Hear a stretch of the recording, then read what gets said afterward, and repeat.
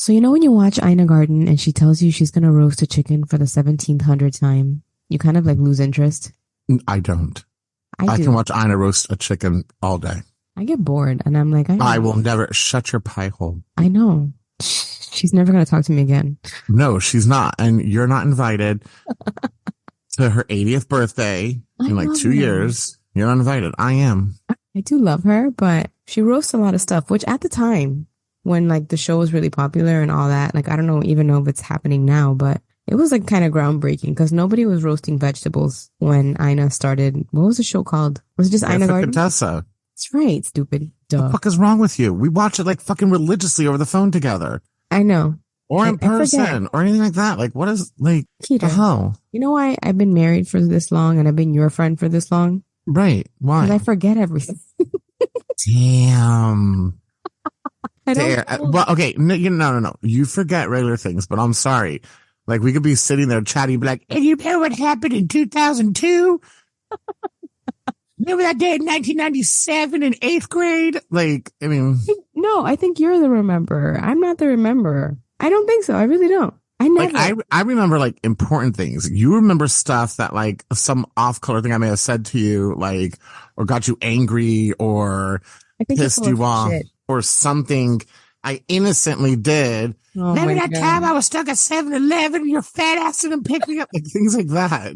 That's what you remember. Oh my God. That I don't believe you. But anyway, I'm talking about this roast chicken because I saw this TikTok and this lady was making this roast chicken and what is it called again? Golden rice. Yeah. And even you got excited. Yeah, it was, let me tell you, it was good. It was kind of like a sexy video. I'm going to link it. Her name is Lucy Summers. It's a very good video, but we're going to tell you how to tweak it a little bit. Don't listen to her directions fully though, because unless she has some magical power. No.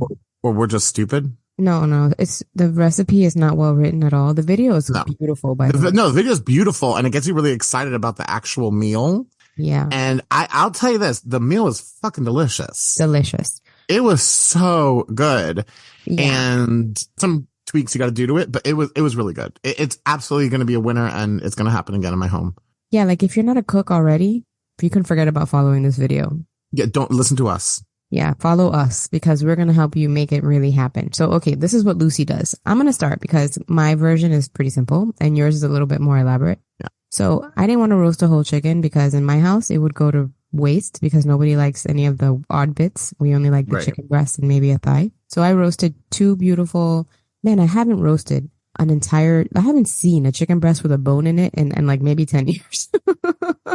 Yeah. Everything's always boneless, skinless. So I bought two gigantic chicken breasts with skin and all I did, Keeter, like I didn't want to like reinvent the wheel. I put a lot of good old fashioned kosher salt on both sides, some pepper. And first you dry the chicken. Okay, this is a very important step. You have to dry the chicken so it becomes crispy. Yes. First you dry it, you pat it dry with a paper towel. Throw the paper towel away so you don't spread salmonella in your house. It's a good thing to talk about. Salmonella is a thing I worry. My daughter had salmonella poisoning when she was like 6 months old and she got very sick.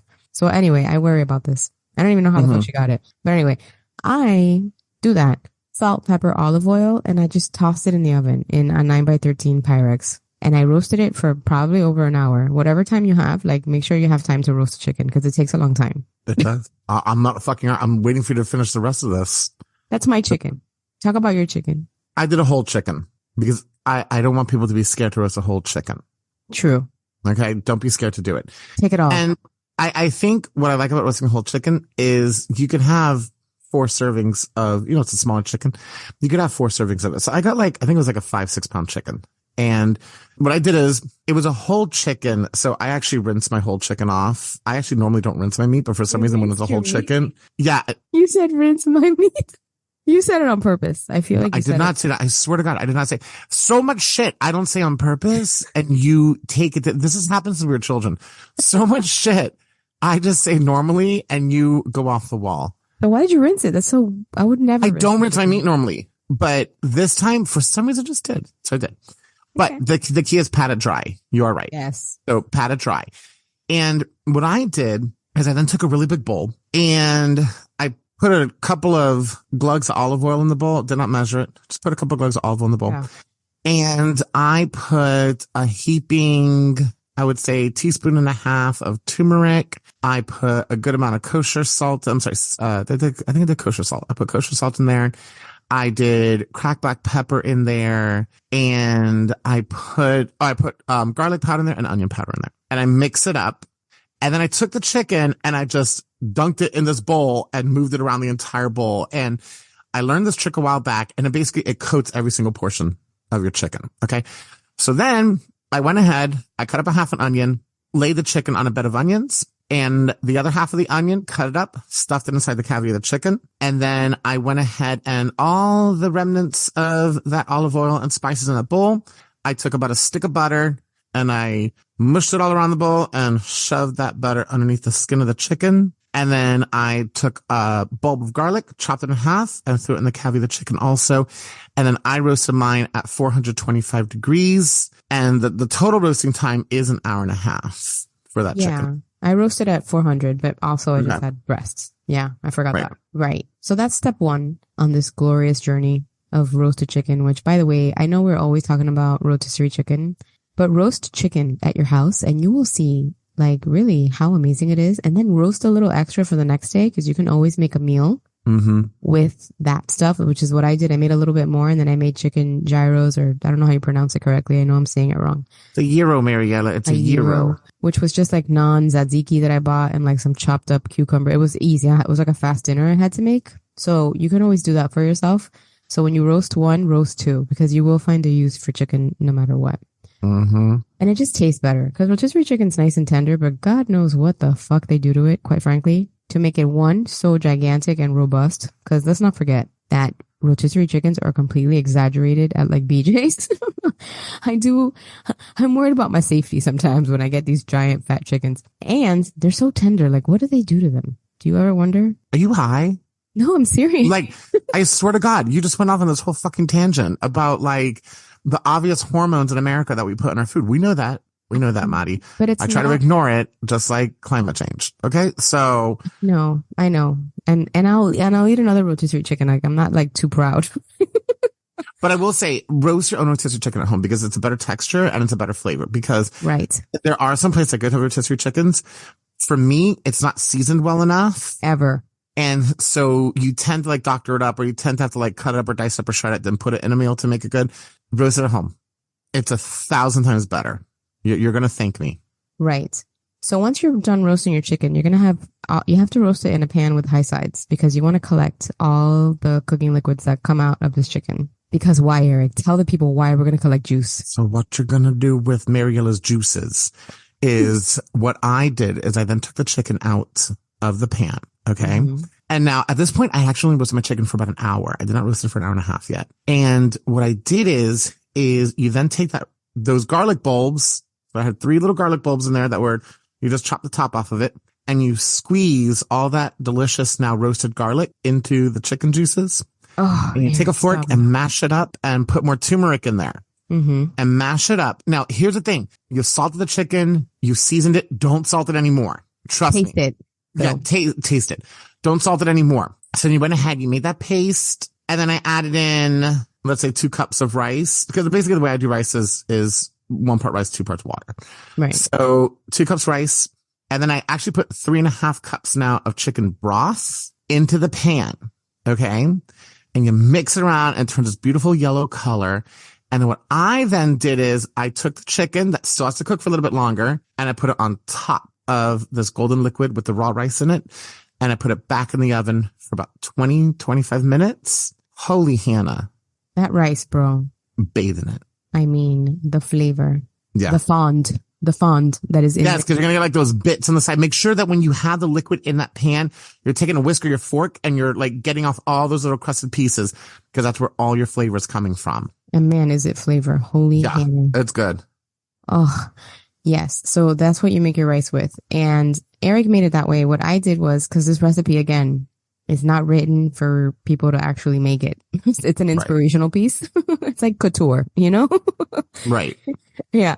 So at first, because she stuck the rice into the oven uncovered, and I thought, that's weird, but okay, I did it. And my rice came out a little bit toasty. So I had to add more chicken broth to it. And then I put it in covered for another like 20 minutes and then it became soft. But it already had that toothiness from being kind of, you know, what's the word I'm looking like? It browned almost when it was covered. So I suggest that you pop it in the oven uncovered. I'm sorry, covered at first for like maybe 20 minutes and then remove the cover for about 10. And then I did do that. I did do that initially. It was still full liquid. And you took it off and roasted it some more. And then that's when I put the chicken on top of it. You're like, this chicken's going to roast my chicken. Well, because I realized my chicken wasn't fully cooked yet. Yeah. So then I put the chicken on top of it and I kept roasting it. And I think with the chicken being on top of it, it gave it some coverage too. It was just so delicious. Because it wouldn't get burned. Yeah. Yeah. So this recipe, listen to us. Don't listen to the recipe. To the recipe. And it is a beautiful video. It really is. When you watch it, it's a beautiful video. But it's almost one of those like inspiring videos. Like I want to inspire to do this, but it is written poorly. But that's okay because we got inspiration from this. And at the end of the day, it fucking worked. Delicious. And I loved it. It's like a arroz con pollo, but it took a different version of arroz con pollo. That's exactly what it is. Yeah. But like separate but equal. You know, the chicken's delicious and the rice is delicious. Like it doesn't have to intermingle. Like I would eat just this rice. Happy. I have a hunch, Mariella. Tell me. I didn't do it, but I'm going to do it next time. Like in the olive oil mixture, I'm telling you, I'm going to throw a dash of cinnamon in there. You should. We talked about this. Yes, it's going to give an interesting heat taste to it. A warmth. A warmth. That's a really good way. Yeah. And you can add, like I said, like raisins or like almonds or whatever to the rice and make it a little more like Middle Eastern-y flavors or whatever. Yeah. Those almonds. That would be so good. I say it funny. What is it? Almonds. That's how you say it. How do you say it? Almonds. Almonds. Did I say it now? Almonds. Yeah. You're like almonds. Oh, my mouth has to almonds in there. Would you like some almonds? A fistful of almonds for you. You're so insensitive to my culture, Eric. Okay. Same fucking No, but really, you can do this. And then we were even thinking about making with like a nice, what is that cut of pork called? A pork loin with a nice like fatty cover on top. Get a fatty pork loin though. If you not the ones that come in the plastic. Those no, you can't because those are too lean. Yeah, you need. They don't suck. They're delicious. But they are. You're right. They're too lean. They're not going to produce any meat for you. You got to get a fatty piece of meat. You need the juice. This is what you're after.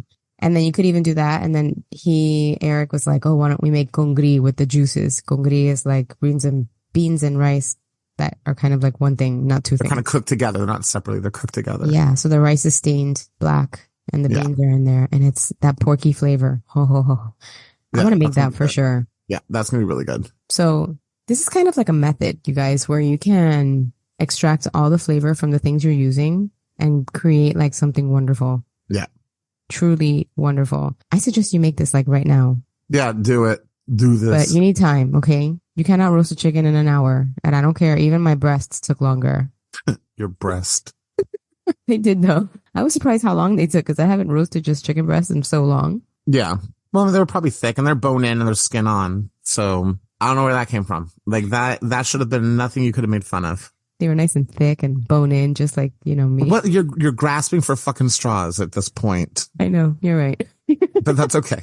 That's okay. All right, you guys, I'm going to link this recipe in the show notes so you guys can refer to it and be mesmerized by the music and the beautiful lady with her gorgeous golden shit. And then you listen to us so you can actually make it. Yep. Because you will not regret this. And this could be like Sunday dinner. This is nice. This is a nice Sunday dinner. Yeah. You know? And I recommend you make it on the weekend because I don't know you, but I don't have an hour to roast a chicken in the middle. No, absolutely not. Which kind of fucked me because I did do this in the middle of the week, by the way. So we ate dinner late, which I don't know about y'all, but I'm on a schedule with these kids, you know? So it kind of fucked me up a little bit. So do that. Make it on the weekend or start early. Yeah, I agree. But please start and enjoy this liquidy deliciousness. Oh my God. I can't say enough about it. It's good. It's good. It's good. All right, you guys. I hope you enjoyed this episode. Don't forget to leave us a review in your favorite podcast player. Share us with your friends. Eric loves to be shared and bounced around. We've covered this before. I don't mind it either, I guess. No, you don't. And we will see you next week. Have a good time. Bye. Bye.